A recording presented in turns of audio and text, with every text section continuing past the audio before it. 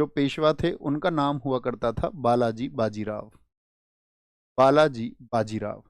बालाजी बाजीराव इस घाव को सहन नहीं कर पाए और 1761 में क्या हो गई थी, उनकी डेथ हो गई। 1761 में उनकी डेथ हो गई।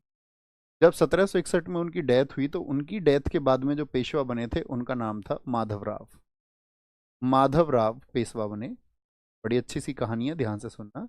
माधवराव पेशवा रहे थे आपका 1761 से लेकर के 72 तक। और जबरदस्त पेशवा थे, मैंने आपको बताया था मराठाओं की पानीपत के तीसरे युद्ध की वजह से।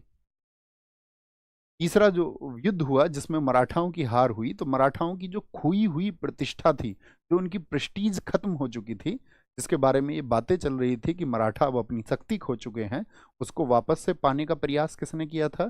तो वो व्यक्ति माधवराव पेशवा ही हैं। माधवराव पेशवा ने पहला संपर्क साधा किससे? शाह आलम द्वितीय से। और शाह आलम द्वितीय को उनकी शक्ति का एहसास कराया कि तुम मुगल सम्राट हो और तुमको किसी के अधीन रहने की जरूरत नहीं है। जैसे तुम समझ रहे हो कि मुझे बाहरी शक्तियों की जरूरत है, तुम्हें अपनी गद्दी पर वापस बैठना चाहिए। और माधवराव पेशवा ने भारत की उस समय की स्थितियों को बहुत अच्छे से जांचा। और इस समय पर वो अंग्रेज नीतियों को, क्योंकि बक्सर के युद्ध के द्वारा अंग्रेज अपनी चीज़ों को एक्सपैंड कर रहे थे, अपनी चीज़ों को बढ़ा रहे थे, तो ये अंग्रेज नीतियों को भी पहचान गए। इसीलिए इन्होंने सोचा कि भारतीय राजाओं के साथ गठजोड़ किया जाए। 1764 में शाह आलम पर आप जानते हैं, शाह आलम को पेंशनर बना दिया था अंग्रेजों ने। और कितने रुपए की पेंशन देते थे इनको बताएं एक बार? आप कहेंगे 26 लाख रुपए की पेंशन देते थे। तो इस समय पर 1764 में तो वो पेंशनर बन चुके थे। तो जब वो पेंशनर बन चुके हैं तो उनको वास्तविक शक्ति का एहसास दिलाया माधवराव पेशवा ने। माधवराव ने उनसे कहा कि हम तुमको वापस से दिल्ली की गद्दी पर स्थापित करेंगे। और याद रखना, शाह आलम द्वितीय को शक्तियां दी माधवराव पेशवा ने, और उनको वापस से उनकी खोई प्रतिष्ठा को शाह आलम द्वितीय को वापस दिलाया। और आपका शाह आलम द्वितीय को पुनः दिल्ली में स्थापित किया। तो मैंने आपसे कहा 1761 से 72 होगा, सॉरी 62 नहीं, 1761 से 72। तो 1772 में क्या होता है? माधवराव की डेथ हो जाती है। क्या बोलेंगे? माधवराव की जब डेथ हो गई, याद रख लेना इनकी क्या होगी, 1772 में डेथ हो गई। 1772 में इनकी डेथ हो जाती है। और इनके बाद में जो पेशवा बने उनका नाम क्या था जरा बताएं? तो आप कहेंगे वो थे नारायण राव। नारायण राव पेशवा बने। और नारायण राव जब पेशवा बने तो ये पेशवा रहे थे कुल, मैंने आपको लिखा है 1772 से 73 तक। ऐसा क्यों हुआ? सिर्फ एक ही वर्ष पेशवा क्यों रहे? क्योंकि इनकी हत्या करवा दी गई। और इनकी जो हत्या करवाई थी, क्या बोलेंगे, नारायण राव पेशवा, इनकी हो गई भैया हत्या। इनको इनका मर्डर कर दिया गया और इनकी हत्या कराई इनके चाचा। इनके जो चाचा थे उनका नाम था आपका राघोबा। क्या बोलेंगे?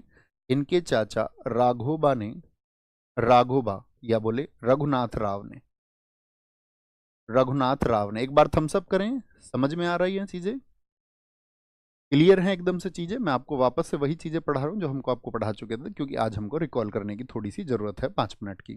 तो नारायण राव की हत्या कराई किसने? क्योंकि नारायण राव के विरोध में रहते थे उनके ही चाचा रघुनाथ राव। और रघुनाथ राव क्या चाहते थे? क्यों विरोध में थे? क्योंकि रघुनाथ राव चाहते थे कि पेशवा मैं बनूं। अब खुद पेशवा बनेंगे तो जिस व्यक्ति को पेशवा नियुक्त किया गया उसको रास्ते से हटाना पड़ेगा। तो ये रघुनाथ राव तो विरोधी हो गए, प्रतिद्वंदी हो गए, इनके एकदम से अपोनेंट बन गए। लेकिन यहां पर एक व्यक्ति हैं मराठा साम्राज्य में, जिन्होंने को कहा जाता है कि उन्होंने मराठा साम्राज्य को टूटने से बचाया। और वहां पर जो विरोध चल रहा था उस विरोध के खिलाफ वो हुए, रघुनाथ राव यानी राघोबा के खिलाफ वो हुए। कौन व्यक्ति हैं जिन्होंने मराठा शक्ति को एकत्रित करने का आपका प्रयास किया और उसमें वो सफल भी हुए? अपनी मृत्यु तक उन्होंने पूरे मराठा जो पेशवाई था या मराठा जो साम्राज्य था उसको बांधे रखा।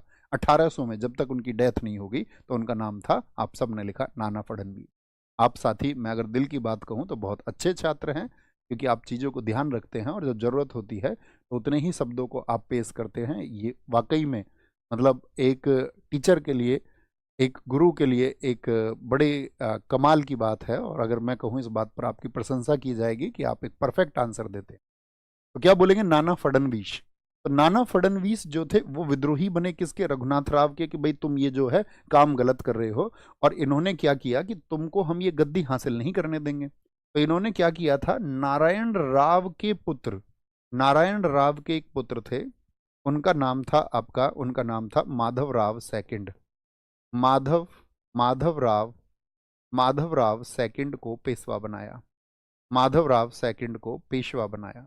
और किसकी मदद से पेशवा बने ये? माधवराव सेकंड जो पेशवा बने, ये बने फडणवीस की हेल्प से। नाना फडणवीस की जी हेल्प बोलेंगे, नाना फडणवीस जो थे उनकी हेल्प से ये पेशवा बने। तो इससे तो बहुत नाराज हो गया रघुनाथ राव। रघुनाथ राव ने कहा कि भाई ये तो मराठे एकत्र हो रहे हैं, अब मैं कैसे पेशवा बनूं? उनका तो ड्रीम था। कुछ व्यक्ति ऐसे होते हैं जो अपना साम्राज्य बनाने के लिए उनकी महत्वाकांक्षाएं साथ ही इतनी बढ़ जाती हैं कि वो सभी नीतियों को भूल जाते हैं, वो सारी नैतिकता का त्याग कर देते हैं, और फिर सब उनको लगता है कि सारी चीज़ें मेरे अधीन होनी चाहिए और मैं किसी के अधीन रह करके कार्य नहीं कर सकता हूँ। और यहीं पर बहुत सारे लोगों का पतन होता है। और हमेशा ये चीज़ एप्लीकेबल पूरे समाज पर होती है। जब आपको लगेगा आपकी योग्यताएं हैं, जैसे मान के चलिए किसी ने, अगर हम एक उदाहरण देते हैं आपको, आज जैसे एप्पल को आप समझ लीजिए, एक बहुत बड़ा ब्रांड है दुनिया में। क्या जो एप्पल के सीईओ हैं, अगर वो ये सोचे कि भाई नहीं, मुझे तो एक अलग से कोई कंपनी बनानी है, मैं तो अलग से कोई कंपनी बनाऊंगा, तो वो उसमें कामयाब भी हो सकते हैं, उसमें फ्लॉप भी हो सकते हैं, ठीक है। लेकिन उनकी जो नैतिकता है वह खत्म हो जाएगी अगर वो अच्छी नीतियों से कार्य नहीं करेंगे। या अन्य कंपनियों में आप देखिए, जैसे भारत के सुंदर पिचाई हैं, अब वो ये बोले नहीं, मुझे तो गूगल का मालिक ही होना है, या मैं तो ऐसी एक कंपनी बनाऊंगा जो क्या हो, जो गूगल से बेहतर होगी या गूगल के जैसी होगी। तो यहाँ पर कई बार क्या होता है, पहले के जो राजा होते थे अपनी नैतिकता का पतन कर देते थे स्वयं ही, और एक नए मार्ग पर चलते थे कि हम किसी के अधीन रहकर कार्य नहीं करेंगे, ठीक है। तो क्या बोलेंगे यहाँ पर क्या हुआ, माधवराव सेकंड पेशवा बन गए फडणवीस की हेल्प से। तो ये रघुनाथ राव कहाँ, क्या ऑप्शन बचा रघुनाथ राव के पास में, बताओ। अब आपके समझ में आ गई होगी सारी कहानी कि रघुनाथ राव ने तुरंत ही ये प्रयास किया कि अब मुझे ईस्ट इंडिया कंपनी से संपर्क करना चाहिए और मैं अब अंग्रेजों से जाकर के मिल जाऊंगा। और जैसे ही ये अंग्रेजों से जाकर के मिले, उसी को कहते हैं प्रथम आंग्ल मराठा युद्ध की शुरुआत हो गई। हम सब करें, सारी कहानी आपके मस्तिष्क में हमेशा रहेगी। अब आप समझ पाओगे प्रथम आंग्ल मराठा युद्ध क्या है।